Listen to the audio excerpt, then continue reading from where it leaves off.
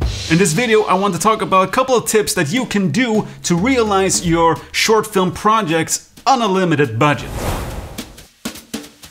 When we decide to make our movie projects, we often dream of this huge budget so that we can get a nice camera, a big lighting kit so we can make our movie look beautiful, and good actors, and all of these things to make this project as good as possible. But I think we're fooling ourselves quite a bit if we think that a huge budget could solve all of our creative problems. I've never been into a huge Hollywood production before, but I can imagine that even so, in that kind of machinery, there's still a need to flip every coin in that production. Have you ever heard a Hollywood filmmaker saying that they had all the resources they needed and the perfect budget to really make this project come true? Not really, right? All the budgets in Tinseltown is pressed and stressed, and they need to flip every coin, even so in this huge machinery. So instead of focusing on a lack of budget and resources, maybe instead think about what you can gain by having the creative freedom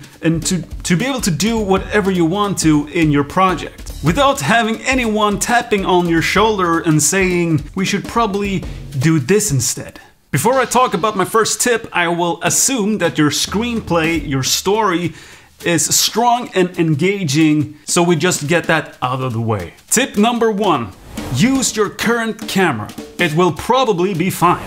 I've done another video here on my channel talking about what is cinematic, and the conclusion in that video is that it's not so much about the camera anymore. Most cameras can produce beautiful image nowadays. I mean, if you're lucky enough to have an iPhone 15 Pro, you can shoot ProRes 422 10-bit on this little device. And that's more than enough to grade properly inside of Resolve, for example.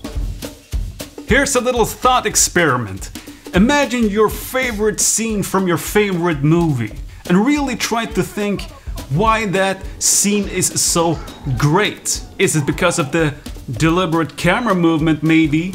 Or perhaps the lighting is really setting the mood, or perhaps it's the actors doing a great performance. Now imagine taking that scene and just switch out the camera to an iPhone or another cheap budget camera.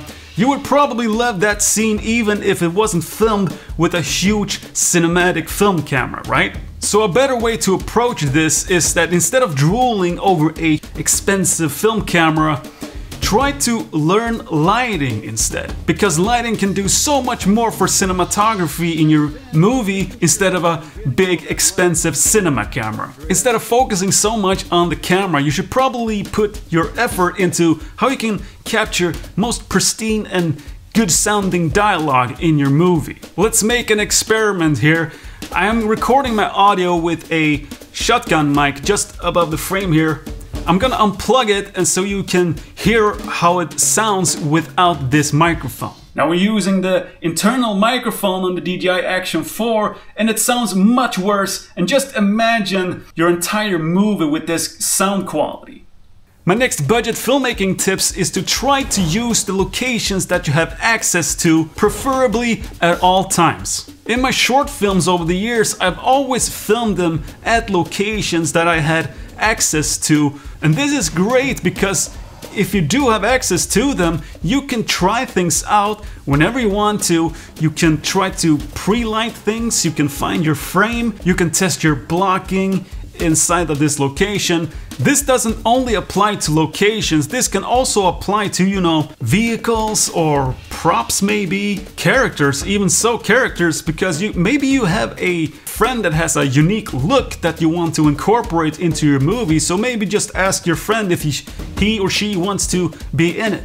I guess the bottom line is that use whatever you have available around you. My last tip for budget filmmaking is to try to use existing lights, but learn and practice lighting. Video fixtures are quite expensive, but there's so much you can do just by using the natural light available to you. So once again, lighting will do so much more for your cinematography than an expensive camera.